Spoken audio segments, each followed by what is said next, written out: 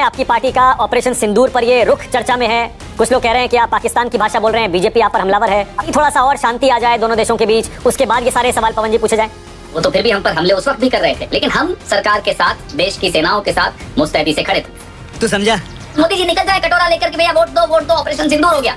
देख तू, पवन जी आप तो ये भी पूछ रहे हैं ना कि बताइए कितने एयरक्राफ्ट हिंदुस्तान ने खोए। पाकिस्तान को आपने at the start of the operation सब कुछ बता दिया। पूंछ के नागरिकों को नहीं, 75 साल में कमाया था, अर्जित किया था। क्या बोला तूने? थोड़ा जयशंकर पर बोलिए, वो जे लिख रहे हैं राहुल गांधी उनको, उसके बाद वो तो स्पष्टीकरण भी आ रहा है। क्या जे क्या है, ये क्या लिखना अब वो चाहिए? जनता- लेकिन राष्ट्रपति होने के बावजूद उनके बयानों को वाकई इतना तो गंभीर जवाब दे देना प्रधानमंत्री, हम भरोसा करेंगे उन पर। दोस्तों, अगर आप भी भूखा और नंगा पाकिस्तान को बर्बाद देखना चाहते हैं तो इस वीडियो को जोरदार लाइक ठोको और कमेंट में जोश के साथ इंडियन आर्मी जिंदाबाद जरूर लिखें और चैनल को सब्सक्राइब करने में हल्का भी कंजूसी ना करें। अब आते हैं आज की जहरीली डिबेट पे। दोस्तों, आज की इस वीडियो में पवन खेड़ा आए थे जो प्रधानमंत्री नरेंद्र मोदी जी को निशाना साधने लगे, लेकिन एंकर मानव गुप्ता ने ऐसे तथ्यों के और सवालों से पवन खेड़ा को घेरा कि पवन खेड़ा की बोलती बंद हो गई। डिबेट के दौरान पवन खेड़ा ने बार मुद्दा घुमाने की कोशिश की, लेकिन मानव गुप्ता ने हर मोड़ पे तर्क और सच्चाई के साथ पवन खेड़ा घेर लिया। खैर दोस्तों, डिबेट मजेदार होने वाला है। आपसे अनुरोध है कि वीडियो को अंत तक जरूर देखें। धन्यवाद। पिक्चर चालू करो बे। स्वागत पवन जी। Thank you. पवन जी, आप काफी चर्चा में हैं। आपकी पार्टी का ऑपरेशन सिंदूर पर ये रुख चर्चा में है। कुछ लोग कह रहे हैं कि आप पाकिस्तान की भाषा बोल रहे हैं, बीजेपी आप पर हमलावर है। क्यों इतने सवाल पूछ रहे हैं ऑपरेशन सिंदूर पर? क्यों नहीं थोड़ा सा और शांति आ जाए दोनों देशों के बीच, उसके बाद ये सारे सवाल पवन जी पूछे जाएं? देखिए, बात सवाल की इसलिए उठती है कि सरकार से सवाल तो 22 तारीख की शाम को ही पूछने चाहिए। पहलगाम में जो आतंकी घटना हुई, क्या वो किसी को जिम्मेदारी उसकी लेनी चाहिए या नहीं लेनी चाहिए? तो सवाल पूछना विपक्ष का धर्म होता है। ठीक है, हमने इंतजार किया कि अभी संकट की घड़ी है। उसके बाद जो ऑपरेशन सिंदूर हुआ, पूरा हमने साथ दिया सरकार का। सरकार ने भले हमारा साथ न लिया हो, वो तो फिर भी हम पर हमले उस वक्त भी कर रहे थे, लेकिन हम सरकार के साथ, देश की सेनाओं के साथ मुस्तैदी से खड़े थे। तू समझा? हाँ।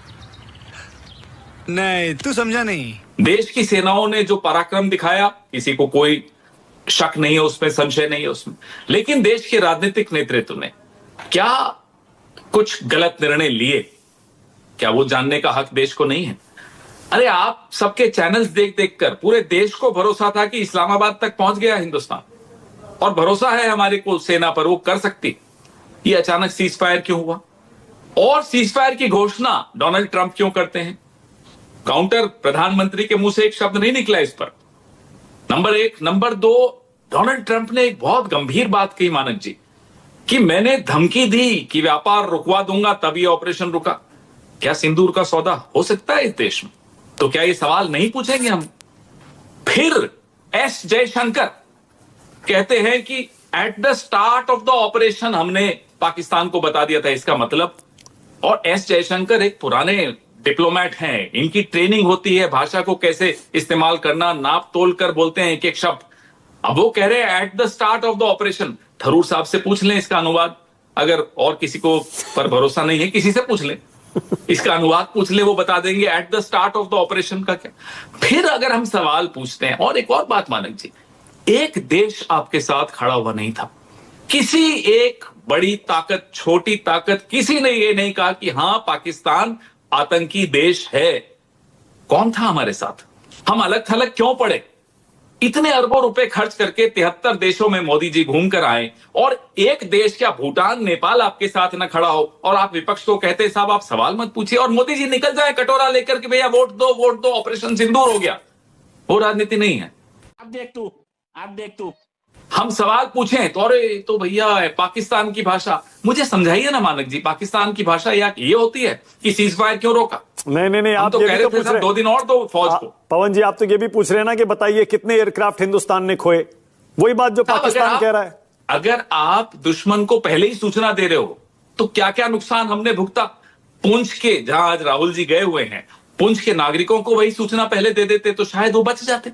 पाकिस्तान को आपने at the start of the operation सब कुछ बता दिया, पुंछ के नागरिकों को नहीं बताया। नहीं, क्यों? पवन जी एक मिनट देखिए, फैक्ट ये भी है, जयशंकर ने जो कहा उस पर 2 बार, 3 बार, 4 बार, 5 बार स्पष्टीकरण आ चुका है। डीजीएमओ कह चुके, विदेश मंत्रालय के प्रवक्ता कह चुके, मंत्री कह चुके, बोले कि स्टार्ट का मतलब यह था कि आतंकी ठिकानों को निशाना बनाने के बाद हमने उनको बताया डीजीएमओ ने। आपको यकीन क्यों नहीं है इन स्पष्टीकरणों पर? आप मुझे बताइए, कोई अफसर कह देता, हम मान लेते कोई गलती हो गई। ये विदेश मंत्री वो विदेश मंत्री हैं जो फॉरेन सेक्रेटरी रहे, जो एम्बेसडर रहे, जो आईएफएस ऑफिसर हैं। पूरी 30-40 साल के करियर में सिर्फ शब्दों का ही इनका पूरी ट्रेनिंग होती है।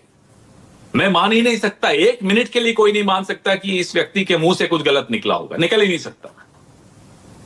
मतलब आप कह रहे हैं जयशंकर के मुंह से सच निकल गया, उसके बाद जो लोग बोल रहे हैं वो लीपापोती करने की कोशिश कर रहे हैं। अब वो तो लीपापोती चले करें, वो कोई बात नहीं, उनकी गलती नहीं है जो लीपापोती कर रहे हैं नहीं कर रहे, उसमें मैं नहीं पढ़ूंगा।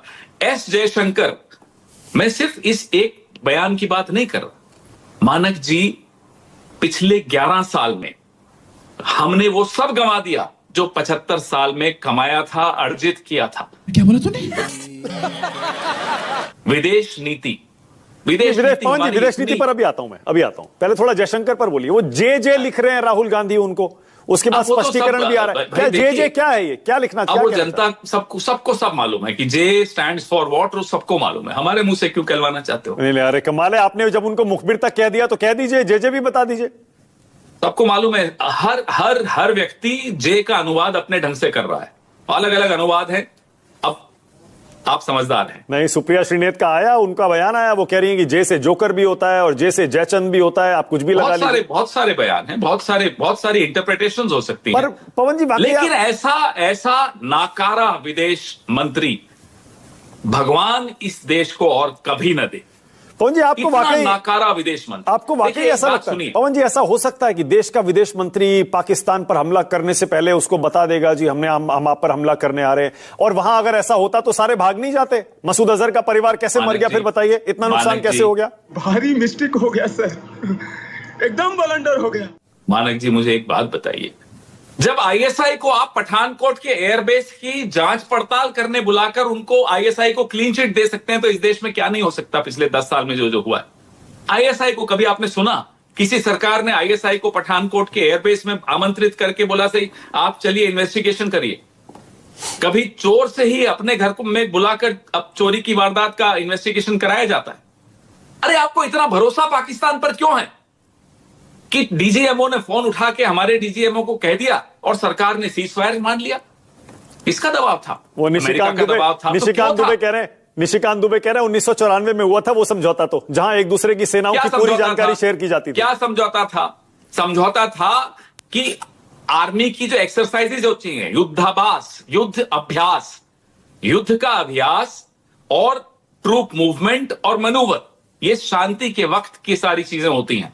तो जाहिर सी बात है कि देश आपस में ही समझौते करते हैं, लेकिन ऑपरेशन के वक्त थोड़े ये समझौते काम आते हैं। तो क्या बालाकोट के वक्त आपने सूचित किया था, या 2016 की एयर स्ट्राइक के वक्त आपने सूचित किया था, या कारगिल के वक्त सूचित किया था? ये कमाल की बात कर रहे हैं। पहले तो कह रहे हैं कि नहीं साहब, एक सेकंड मानक जी, पहले तो कहते हैं कि नहीं विदेश मंत्री का मतलब यह था कि बाद में बताया, फिर पकड़े गए तो कहते नहीं पहले बताया, लेकिन वो तो समझौता कांग्रेस के वक्त किया था। अब एक चीज चुनिए ना दोनों में से, भाई या तो समझौते का पालन कर रहे थे, नहीं। ऐसा समझौता जो कभी हुआ ही नहीं है, ऑपरेशन के लिए समझौता नहीं था। एक सेकंड, अगर समझौते का पालन कर रहे थे तो विदेश मंत्री की बात जो हमने पकड़ ली, फिर हमको क्यों कह रहे हो कि साहब आप झूठ बोल रहे हो, विदेश मंत्री ने ऐसा कहा ही नहीं? क्या बात कर रहे हैं? और अगर विदेश मंत्री ने ऐसा नहीं कहा तो फिर ये समझौता लिए क्यों घूम रहे हो? जब कहा ही नहीं तो क्यों दिखा रहे हो? अगर पहले बताया होता तो पाकिस्तान में आतंकी अड्डों पर इतना नुकसान कैसे होता? मसूद अजहर का परिवार कैसे खत्म हो जाता? बताइए, खुद रो रहा है वो। परिवार अलग चीज है, मसूद अजहर बचा या नहीं बचा, हाफिज सईद बचा या नहीं बचा, कैसे भाग गए? और हम ये जानना चाहते हैं पहलगाम के 4-5 आतंकवादी कहां हैं? सीज फायर में शर्तें क्या रखी गई थी? भारत के हितों पर कुठाराघात किसने किया? क्या अमेरिका का इतना दबाव था आप पर कि आप सीज फायर कर रहे हो?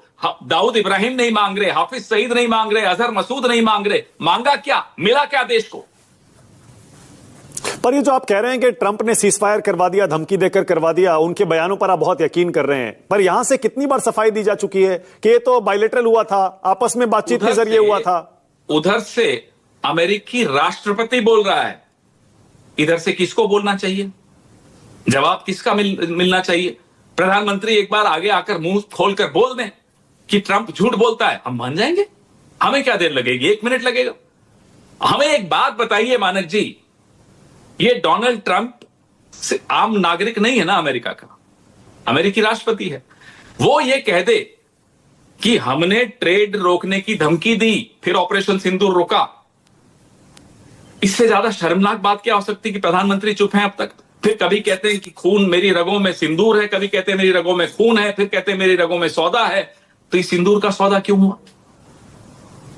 पर पवन जी, डोनाल्ड ट्रंप के बारे में आप क्या सोचते हैं? आप भी देखिए इतने मैं क्यों सोचूं? मैं तो अपने मैं जानना चाह रहा हूं। सबको पता है, देखिए वो कुछ भी बोलते हैं, ठीक है, अमेरिका के राष्ट्रपति हैं, लेकिन राष्ट्रपति होने के बावजूद उनके बयानों को वाकई इतना तो गंभीरता जवाब से दे देना प्रधानमंत्री, हम भरोसा करेंगे उन पर। तुम्हें उनकी फिक्र करने की जरूरत नहीं है, उनकी फिक्र मैं कर रहा हूं।